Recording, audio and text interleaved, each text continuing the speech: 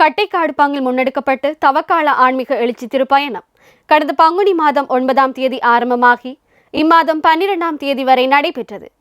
பங்குத்தந்தை அருத்தந்தை அமல்ராஜ் அவர்களின் ஒழுங்குபடுத்தலில் மறைமாவட்ட அன்பிய ஆணைக்குழு இயக்குனர் கிளரிசியன் சபை அருத்தந்தை ஜோய் மரியரட்னம் அவர்களின் தலைமையில் 40 நாட்கள் நடைபெற்ற இந்நிகழ்வில் இல்லத்தரிசிப்புக்கள், நற்கருணை வழிபாடுகள், திருப்பலிகள், நற்கருணை மற்றும் திருச்செப மாலை பவனி, அன்பிய திருப்பலிகள், இளையோர், சிறுவர் மற்றும் குடும்ப வார நிகழ்வுகள், இறையளித்தல் கருத்தமர்வுகள் என்பன இடம்பெற்றன.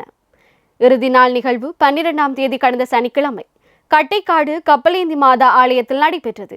அன்றைய தினம் யாழ் மறை மாவட்ட குறுமுதல்வர் அருத்தந்தை ஜெபரட்னம் அவர்கள் தலைமையில் நன்றி திருப்பலியும் தொடர்ந்து ஜூபிலி திருச்சிலுவை ஆராதனையும் இடம்பெற்றதுடன் ஆலய நாட்சந்தியில் புதிதாக அமைக்கப்பட்டு வரவேற்பு திருச்சிலுவை ஆண்டவர் திருச்சொரூபமும் குறுமுதல்வர் அவர்களால் ஆசீர்வதித்து திறந்து வைக்கப்பட்டது. இந்நிகழ்வுகளில் பங்கு மக்கள் பக்தியுடன் பங்கு பெற்றிருந்தனர்.